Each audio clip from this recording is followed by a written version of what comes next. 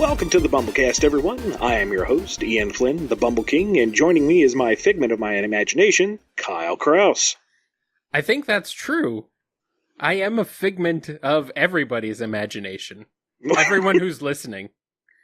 You are the embodiment of the collective consciousness of the human race. Well, that's kind of sad if I'm the collective consciousness of the human race. I think we could do a lot worse. I really do. We're good. We're good. This is probably true.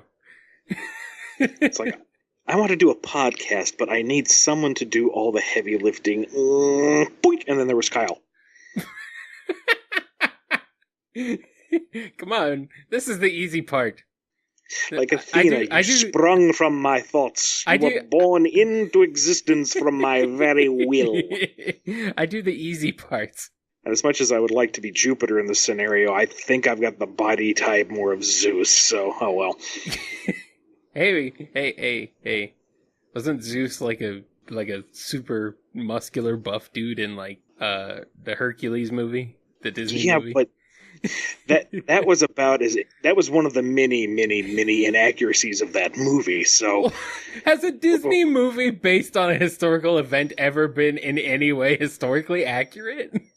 Well, the Greek myths really count as historically accurate. No.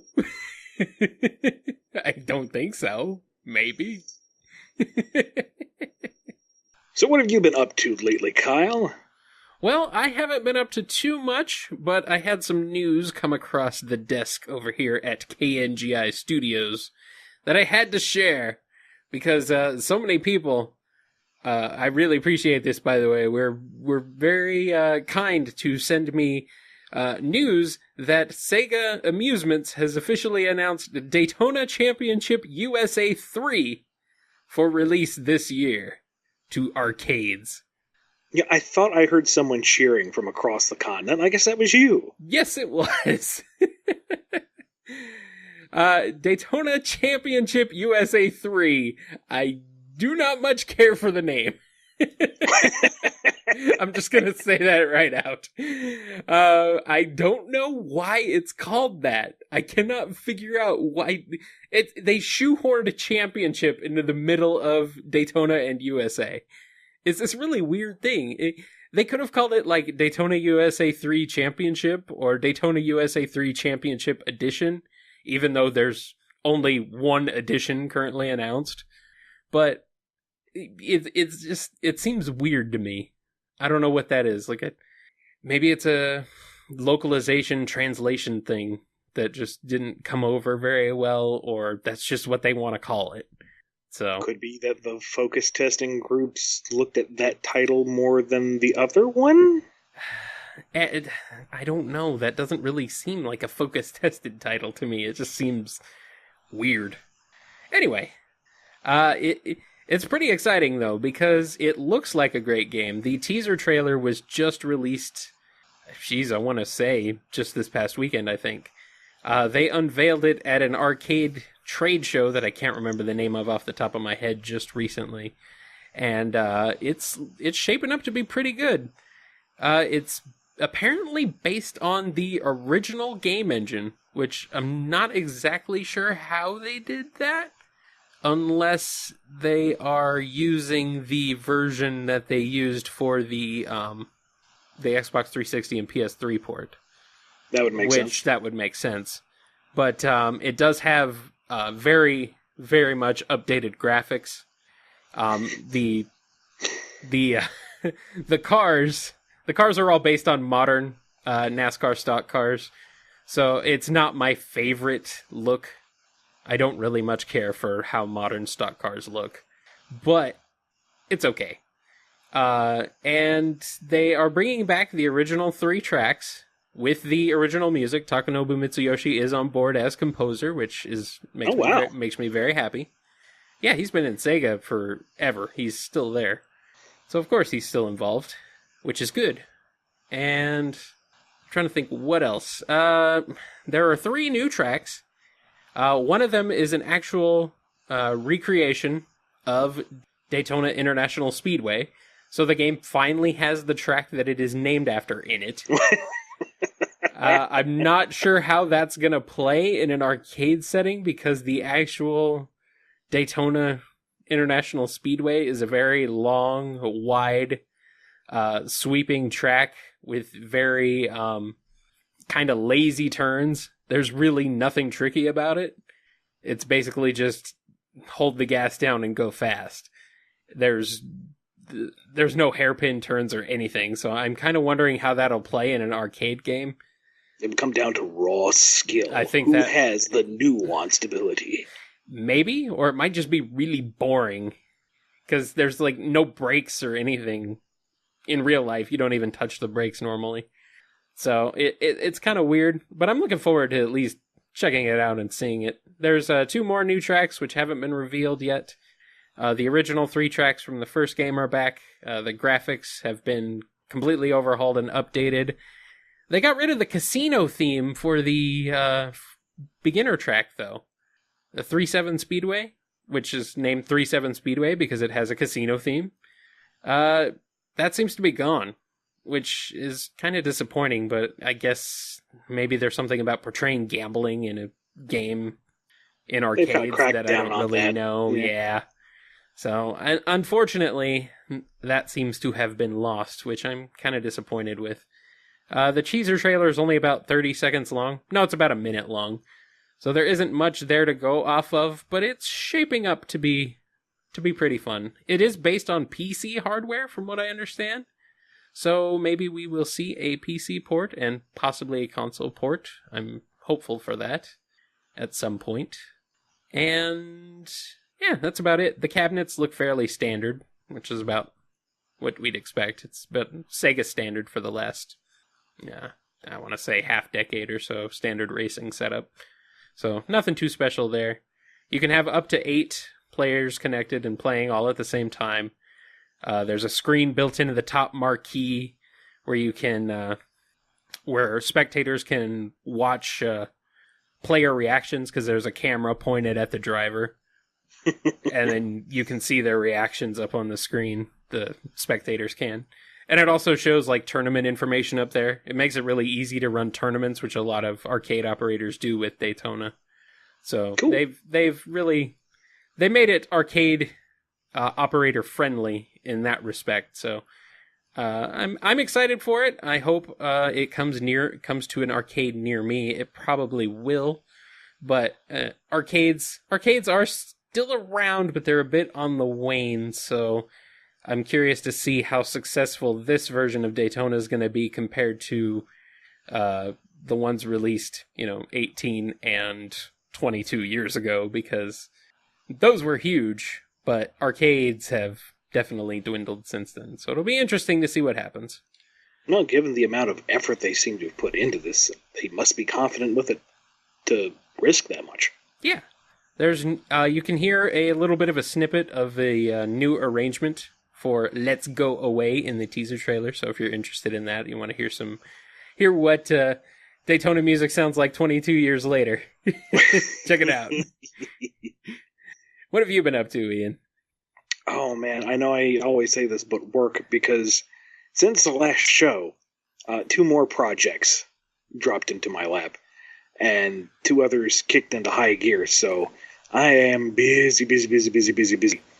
Woohoo! Also, recently did the Sonic and Sega Fan Jam, which was a small show down in Savannah, Georgia.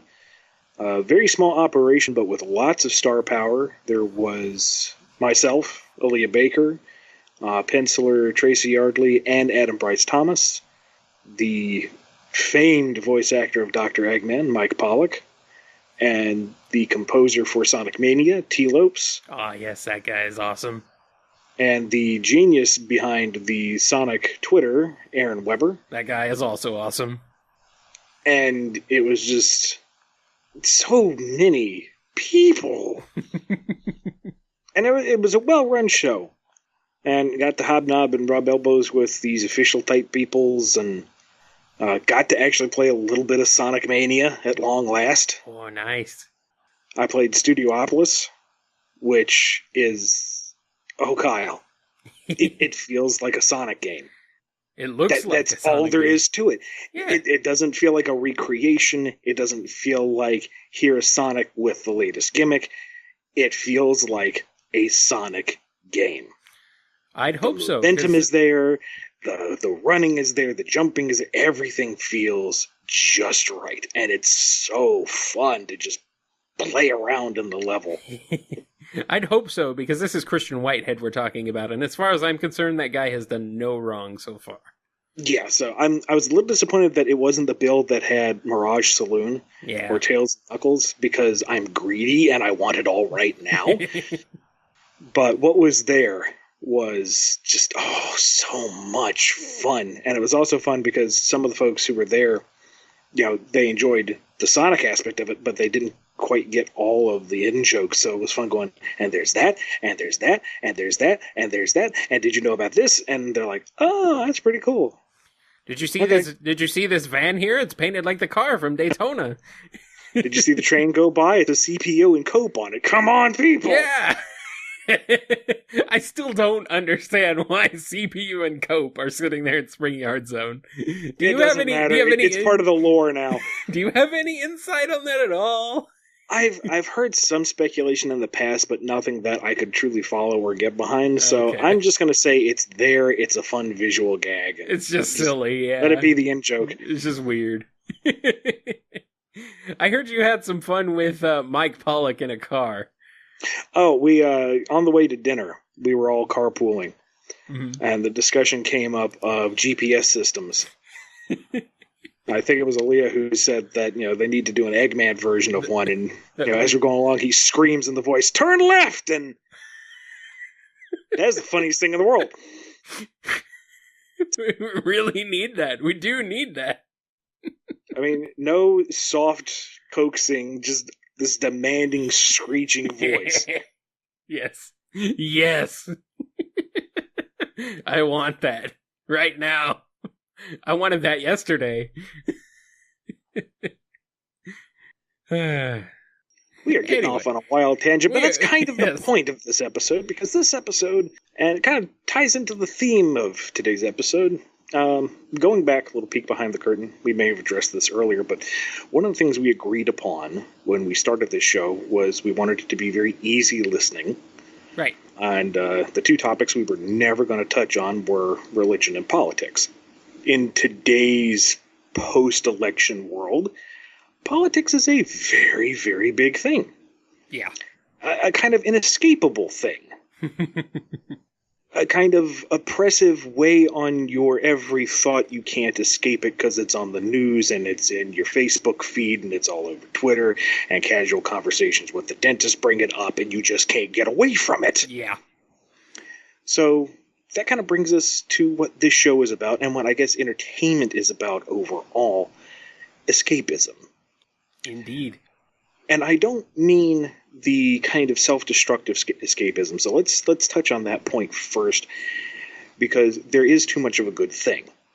Yeah. And when you have a game that's really engrossing, or a AAA hour-long podcast with people that you love, or music or movies or comics or books or whatever, it's very easy to lose yourself in those worlds, in that distraction, because, I mean, let's face it, sometimes the world sucks.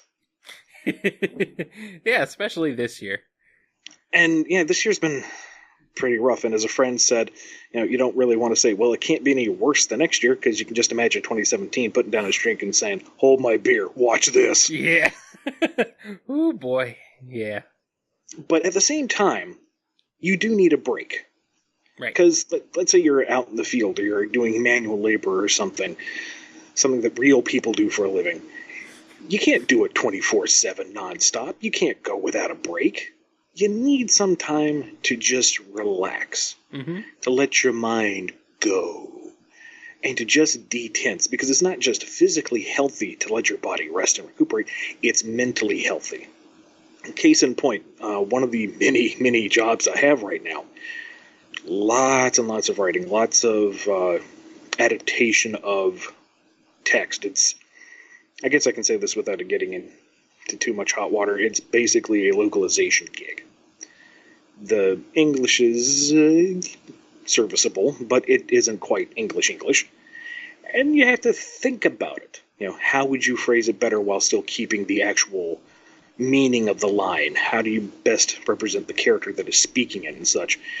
And after a whole day worth of that, trying to figure out what somebody wants and trying to convey it in a way that is both true to the original, but understandable, relatable, that's exhausting. Mm-hmm. And so for the next day, I kind of had to chill out, play a game, don't really think about anything, just recoup. And then the next day, feel the neurons firing again. All right, jump right back into it. Which is good because, 4 clients got back to me at the same time. It's like, oh boy! So, and that's what this show is about. Giving everyone a chance to say, oh, hey, that's cool. Or, hey, I agree with them. Or, wow, this is just filling up noise, but Rush Hour is boring. Yeah, something. Something to take the tedium off your mind. So, I guess I actually turn this into some kind of discussion. When things get a little too heavy for you, Kyle, what do you do to take a load off your mind? Honestly, lately my vice has been television and internet video and podcasts. Those are my main things. Video games, I don't know what it is. Maybe it's just because I have so many and I have no motivation to play them because I have so many. It's just this weight on my shoulders that's just oh god, I have so many games just sitting here waiting to be played and I can't decide which one I want to play. And so maybe I'll open one up and play it for, 30 minutes or so and be like, okay, I'm done. I don't know what it is. I love video games. I've loved video games my entire life, but it's been difficult to really commit the time to playing them lately. So I guess I'm more interested in passive experiences these days, which is, I don't know if it's sad, really. I mean, a lot of people enjoy that stuff, and that's perfectly fine, and obviously I enjoy it. But, it's, I don't know what it is. I guess it's just...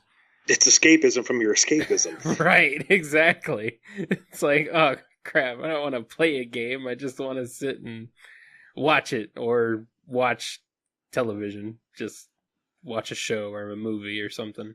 I don't even really watch movies because those are big time commitments. 2 hours is a long time. And the way that movies are going now, they're getting longer and longer because The Hobbit and the Lord of the Rings trilogies prove that people will sit there for as long as you want, as long as they're entertained. Well, yeah. Back in the 40s, 50s and stuff like that, we had these 4 or 5 hour long epic movies. They usually had intermissions, but still.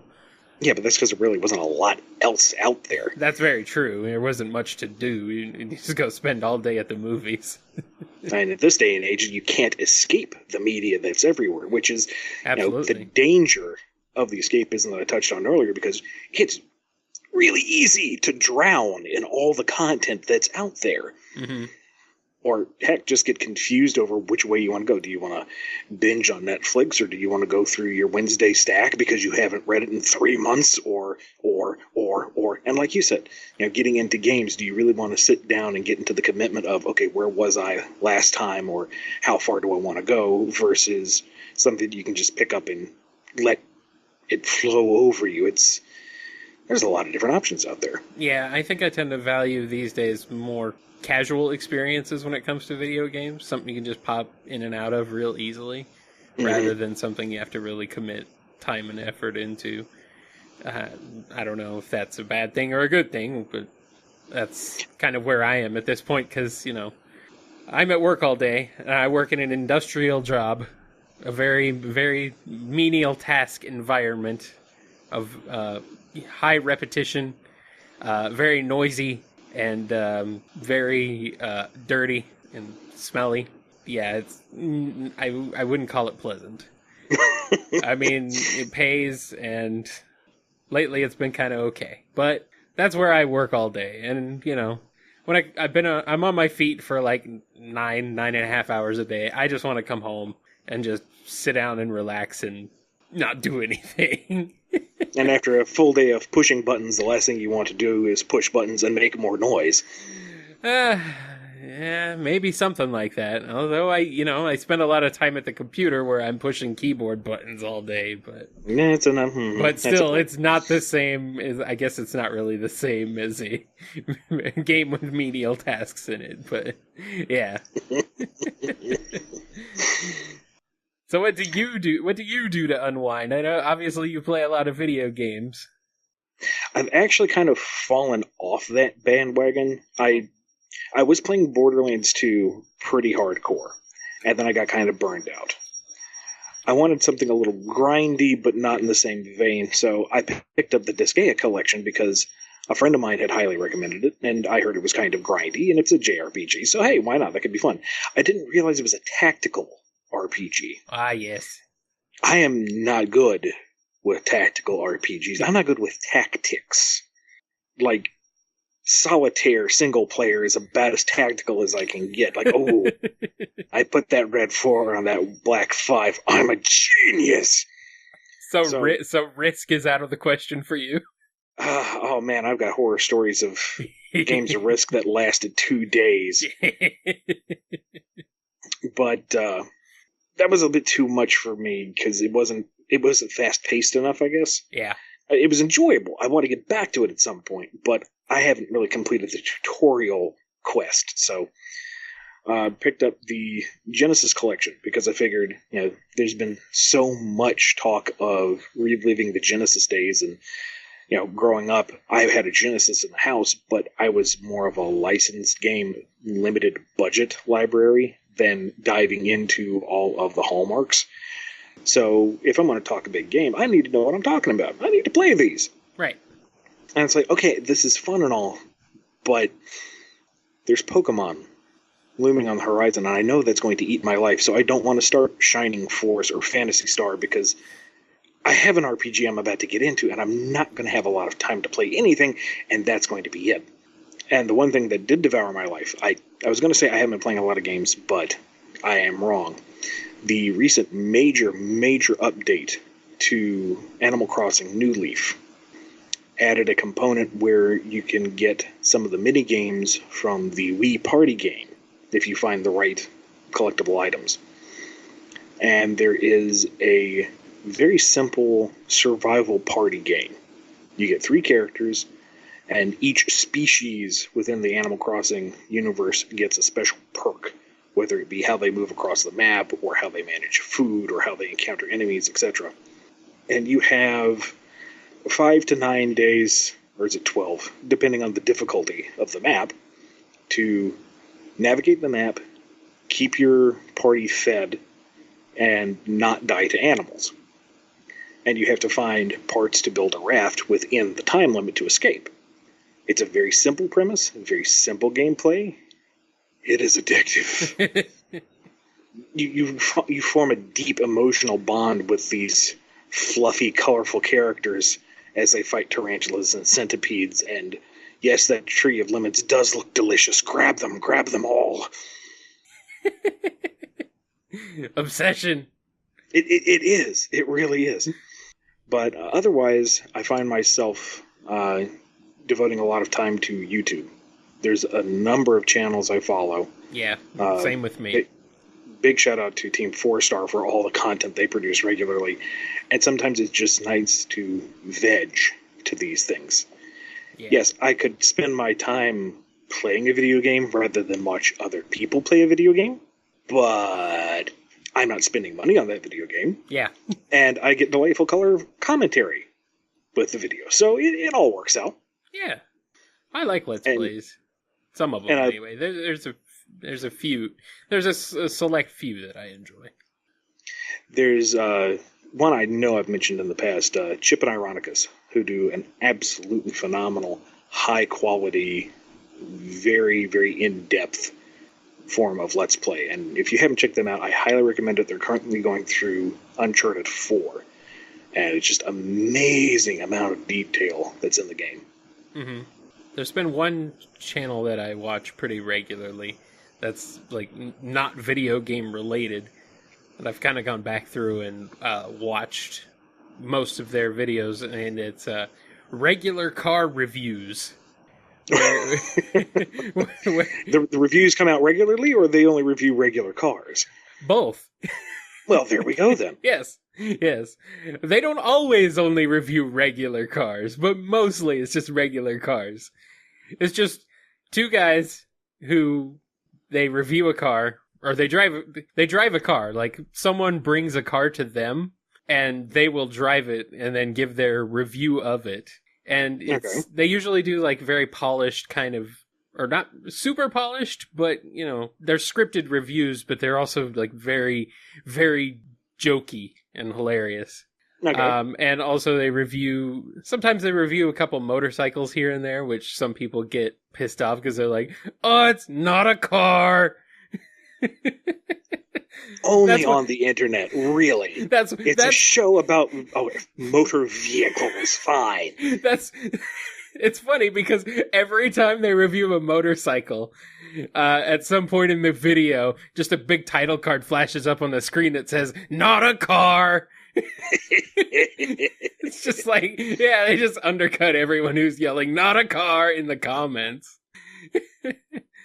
Mostly they just review regular cars, but sometimes they get some really interesting stuff in there, like a DeLorean with a Corvette V8 in it, which is freaking ridiculous and awesome, and I want one. And let me see what else. I'm trying to remember what else. The guys who actually run the channel found and restored and then modified a old 1960 Ford Falcon, which is basically like the most regular of regular 1960s cars.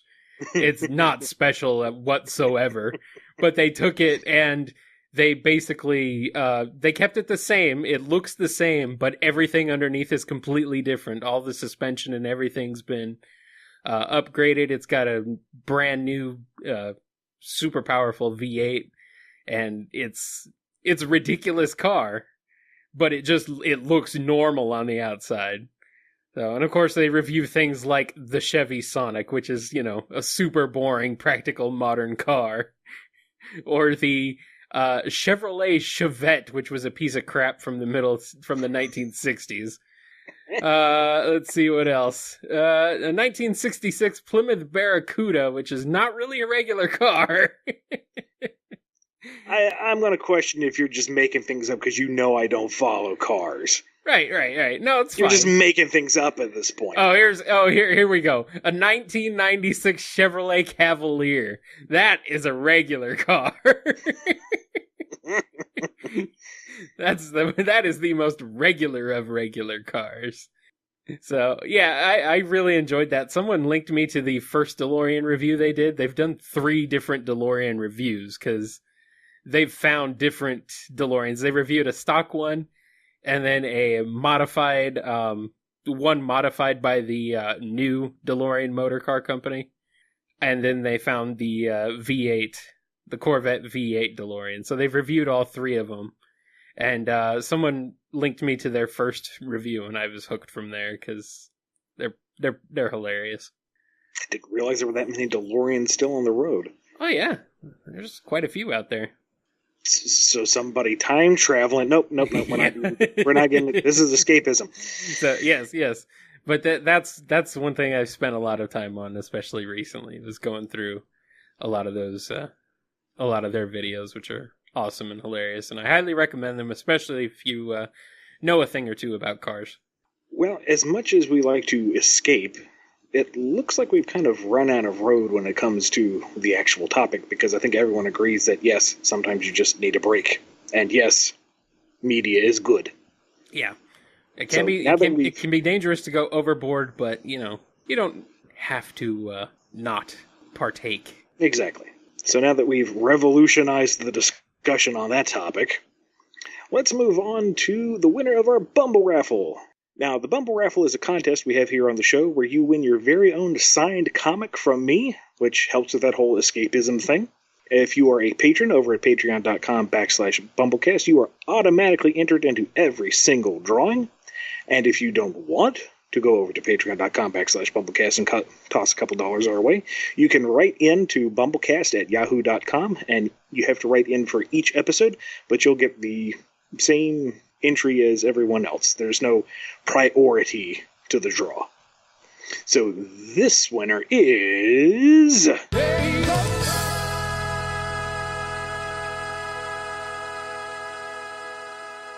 Connall T! Thank you for supporting us for so long, Connall T, and we will get that book to you as soon as we can. We'll be contacting you to get your mailing info and get that out to you. Awesome.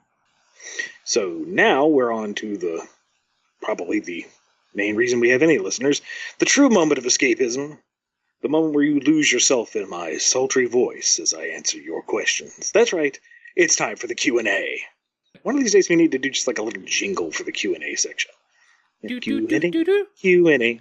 You ask questions and I sometimes answer them. Q&A. Q&A. Perfect. No, it's not. What do I know? Now, how do you get your question answered on the Q&A? It's very simple. You can write into us at BumbleKast@yahoo.com. You can do it on Twitter, either to @IanFlynnBKC or @KyleJCRB with the hashtag BumbleKast. Or if you're a patron over at patreon.com/BumbleKast, you can ask it anywhere in the messages and the comments, whatever, we'll see it. Also, if you go over to patreon.com/BumbleKast, it's almost like I'm plugging that for some reason. Weird. And toss $5 our way, you get bumped into the priority Q&A. Now, every question that's asked we put into a queue, we'll get to it when we get to it. But the priority Q&A gets, well, priority. Yes. It's aptly named. You get moved to the front of the line. Exactly. Pull back the rope and everything. The big scary bouncer's like, you're all right, you can go on ahead. Yep. Red carpet. I don't know. Red carpet treatment. I don't know why we spend all that money on the rope and the bodyguard and all that, because, I mean, it's just us, but whatever. We got to look professional. Yeah, exactly, for the completely not-visual podcast. Yeah, I mean, why not? That's what this is for, right? Isn't that why I bought this suit?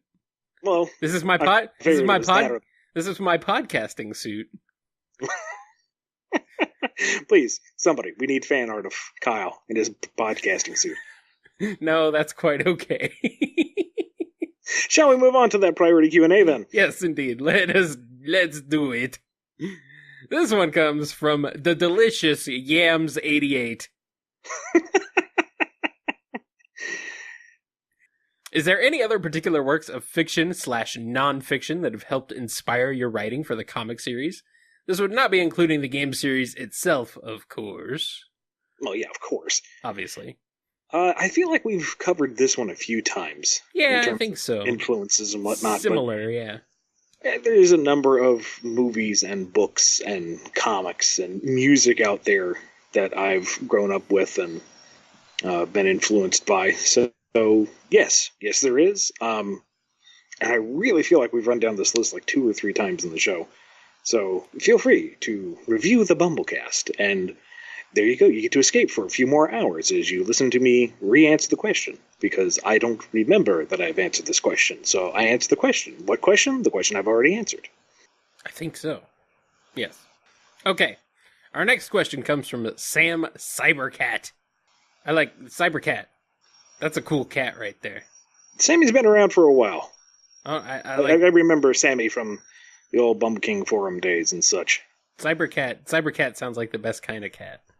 Yeah, it really would be. Yeah. Anyway. All the pseudo-affection of a real cat, but without the litter box. Yeah, well, yeah, that's the best part. It provides its own laser pointer. Yes! CyberCat. Make it happen. Anyway, Sam's question is... Yes. Would you guys recommend the Ruby Spears Mega Man cartoon to someone who didn't grow up with it? Or do you think it's a series that relies heavily on its nostalgia factor? I would say yes to both. Yes. If you are a fan of Mega Man in the broad sense, fan of the history of the franchise, I think you kind of owe it to yourself to hunt it down and give it a watch. Do yourself a favor. Just to experience it. Yeah. And not just for Mega Man, but for understanding the adaptation of licensed properties, especially in the early 90s, and It is a historical document of how things have progressed over time, how we as a species have evolved since then. Mm-hmm. And that one episode where they somehow turn into robot cavemen springs to mind, and that's even funnier now. It is definitely an acquired taste. Yes. And I think anyone saying that it is enjoyable on its own merits without the nostalgia goggles on does not realize they are wearing the heaviest pair of nostalgia goggles there are. But that isn't to say it's not enjoyable. Yeah. It's just definitely not Mega Man as you would think of Mega Man traditionally. But it's full of some very interesting stuff. I'm still a little sad that I never got around to my Lion Men cameo idea. You have to kind of take it with a grain of salt, I guess. Because more than one. Well, yeah. But because this was at a time where video game adaptations were like weird, strange, because there wasn't a whole lot to work with. So when it came to Mega Man, there was actually quite a bit of stuff to work with for Mega Man, I'd say, in the sense that there was a little bit more of a story than just the very basic one that games like Super Mario Brothers would have had, or even Sonic the Hedgehog, which they obviously went a completely different direction in with, at least with the Sat AM stuff. Right. Now, all that said, I will say that the Ruby Spears cartoon, I think, is a little more faithful than the Captain N interpretation. A little? I think it's definitely more in spirit. Yes. It has the right color, for instance. Yes. And I will say this for the Ruby Spears cartoon, it did try to give Roll a more active role, than she's had in the games. So there's something to that. I like Ruby Spears' role a lot, actually. I think she's pretty cool. So yeah, that was definitely something that was really good for it. But I do like how you did take some of the personality quirks from the Ruby Spears cartoon for the Robot Masters. I think that was a nice touch. It's a little bit of mix of that and the obscure personality trivia from the Japanese manuals, and well, that's true too. Yeah, a little bit from the gameplay itself. Although there's only so much you can glean from the 8-bit games. Yeah, you took inspiration from everywhere, and I'm glad you did, because it made for a really good comic, and I'm sad. Now I'm sad it's not around anymore. Hope springs eternal. It may come back one day. Oh, I hope so. All right. And this last priority question comes from John B. Since the Sonic Boom television series and the Wii U game were being developed around the same time, but going in two different directions as far as tone was concerned, did that cause confusion over what direction the Sonic Boom comic was going to take, or did somebody on top make it clear to base it more on the TV show? I'm trying to remember how the timing of this worked out, because I'm pretty sure that we had, at least in terms of development of the comic, a decent buffer between the game's release and the show's release. So we had an idea of which was which. And I'm pretty sure that the show had already started to air a bit. And therefore we had a general idea of how it was going. And more importantly, we had the fans' reactions to it, which were overall very positive about the show. So we also, because the producer, Bill Freeberger, very nice man, was kind of involved with World Unite doing some of the off panels, there was a little bit of back and forth, a little bit of inside suggestion, I guess, over the tone of the show. And to make it something different than regular Sonic and Universe, we decided to go the more comedy route. It was also because Sonic X, the comic, was well received, and that was a little more comedy angled. Not so much as Boom was, obviously, but it was definitely a different tone than the mainline book. And I kind of wanted to do something different like that again. So all of that came together to decide to make Boom the comedy continuity light book to go with the show, because the show was going to go on for the whole season, and it would be much easier to align that theme than to a game that, is out and done. Yeah. Does the game have a tone? Its tone is very bland. I think at least the Wii U game had a kind of fantasy adventure vibe going on. Definitely lighter in tone than some of the Sonic stuff. But I also feel like that it had so many ideas and so little time and team to realize it. Yeah.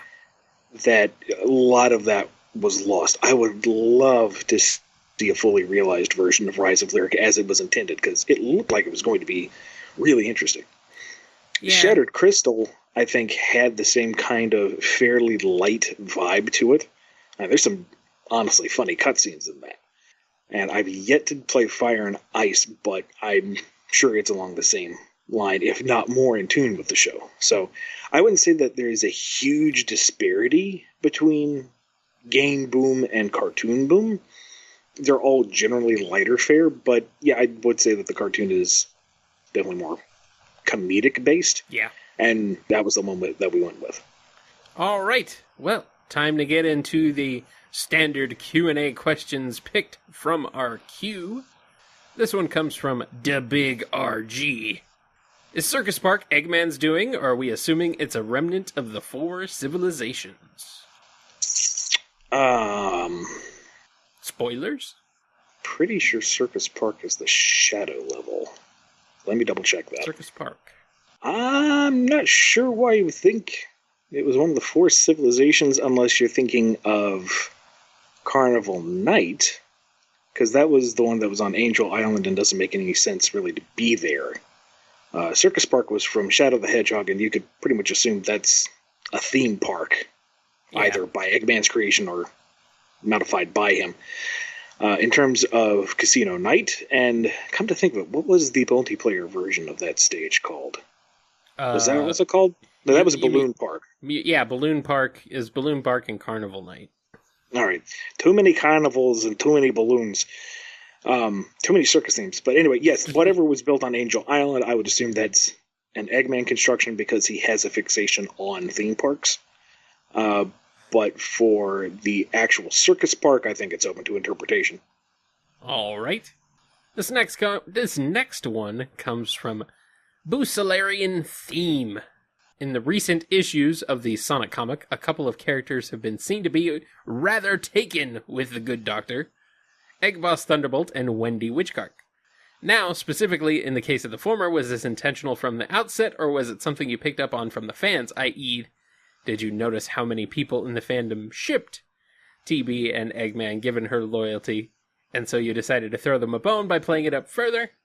In regards to the latter, is Wendy actually an admirer of Eggman, or was she merely flirting, and the fans, as they are wont to do, simply overreacted to something that was intended as just a panel gag and nothing else?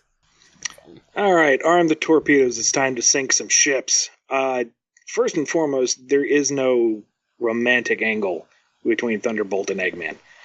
I've seen that one and kind of scratched my head, but it's the internet. It's going to be... She is an absolute fangirl. She is ardently loyal, but there's no romantic angle to it at all. The whole thinking behind Thunderbolt was having a truly vicious, completely loyal minion to Eggman that was a tiny, cute, fluffy animal. That's the joke. That's the gag. Mm-hmm.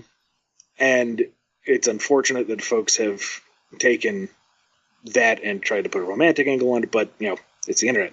Can't control that. Wendy, however, is definitely more amorous in her reactions to Eggman. But Eggman, being Eggman, really has no interest in anyone outside of himself. And please do not take that any further than just the fact that he's an egomaniac, okay? Come on, people. Work with me here. But yes, the joke is supposed to be that the creepy, hideous troll woman finds the fat, bald megalomaniac attractive, and he does not return the affection. That's a perfect pair. I feel so weirdly mechanical describing it like that. You know, like, here's the manual of how to understand these characters. Bullet point 1. This is the emotional reaction. Bullet point 2. But I guess that's how you have to approach it to understand how the structure is sometimes. Yeah, some people need that help. That's why TV Tropes exists. Is it? Okay, no, TV Tropes exists as a hole in time. That is the ultimate escapism right there. All right. Our final question comes from Unknown Shadow 675. Who would win in a fight, Razor or Espio? Oh, well, that depends. Pirates or ninjas? Yeah. I'm going to go with Espio. Well, if you're a pirate fan, then no, you're wrong. Oh. Obviously. Okay. I mean, the minute you're on the ship deck, that's all she wrote. If you're a ninja fan, then of course you're absolutely right. The pirate would never see it coming. Yeah. What about a pirate ninja?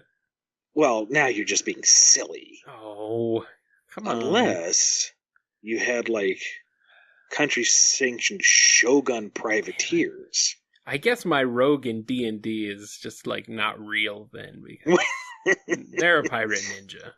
Well, see, since I thought you into being, you thought that rogue into being, and so now we've got kind of inception level of conception here. Ah, yes.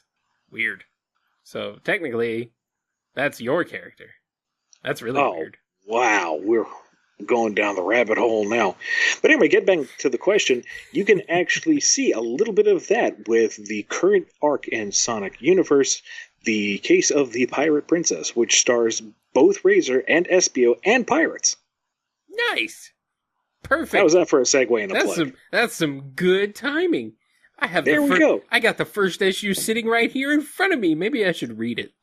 You should. I should. Escape from the world for a few pages. It's been sitting here for a few days now. I should read it. It's still just as ripe, I assure you. Yes. I just haven't had the chance to, sit down and read anything. Anyway, that's going to do it for this week's Q&A. As always, we're going to wrap up the show with a shout-out to all the people who have made this show possible. Thank you very much, all you lovely patrons, for your continued support. You are all beautiful people. Give a shout-out to Daniel H., Zephyr Flame, John B., SamCyberCat, Deus Miles, Yams88, Mike B., Fancy Fool, Connall T., congratulations again, Daniel L., Samuel P., Justin G., Jennifer R., Candy Delicious Cartoons, Andrew F., John M., S. Yavarovich 9X, Alex P., and James K. Thank you all once again. If you want to follow me, go over to BumbleKing.com. That has my portfolio, my weekly, semi-weekly blog stuff, all my contact info, all that happy stuff. Or go over to Twitter at IanFlynnBKC. And you can find out what I'm doing on Twitter at KyleJCRB. Or you can head on over to KNGI.org, where you can find archived episodes of this show and many, many others. I'm in the midst of Nintendo November on my other shows, Game Fuel and probably Nitro Game Injection if I get to do one this month. So we're doing all Nintendo stuff all the time. I just wrapped up a Kirby special this weekend, and the next episode coming up is going to be all Mario Kart. So you're going to want to tune in. You don't want to miss it. Every Saturday at 7 p.m. Eastern Time over on our friends at 8bitx.com. Or, of course, archived episodes on KNGI.org. That's going to wrap us up for BumbleKast episode 31. We'll see you in 2 weeks for episode 32.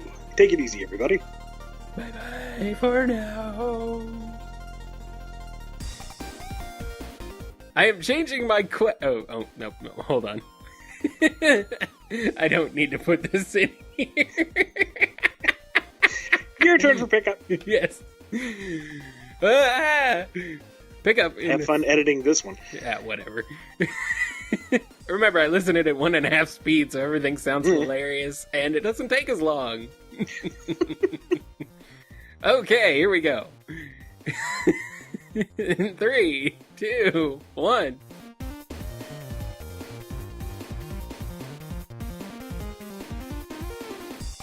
That's why I say make a note. I'll make a note. I'll make all the notes. Making all the notes. There we go. Notes are all made. Yay, notes. I like notes. Notes. Notes. Notes. Notes. What do you mean notes? Notes are for music. Just like patients. Patients are for hospitals. Oh, lordy. I'll never forget that one. It took me forever to figure that joke out. I was a kid the first time I heard it, so it took me a while. And it was Sonic who made that joke, so it was all the more confusing. I feel like I came up with that one on my own and felt like I was so smart. And then it's like, oh no, everyone has already made that joke for the past few hundred years. Yeah, no, Sonic... It was on Sonic Sat AM. Forget what episode it was. I think it was the one episode where one character appeared one time. It was like they were acting like he was a freedom fighter this whole entire time, and he was only in this one episode. Yeah, it was really awkward. Hi there, and thanks for listening to the BumbleKast. If you liked our show, be sure to hit the subscribe button and consider supporting us on Patreon. We have some great rewards as well as big plans on how to make the show even better. Also, rate and review our show on iTunes. It gets more folks listening and helps us out, so we definitely appreciate it. Original music composed by Ken Coda Snyder, used with permission. Find more of his music at bc.s3m.us and find the theme song at noisechanradio.bandcamp.com, available as a pay-what-you-want download. The beautiful people, the beautiful people. The beautiful people, the beautiful people.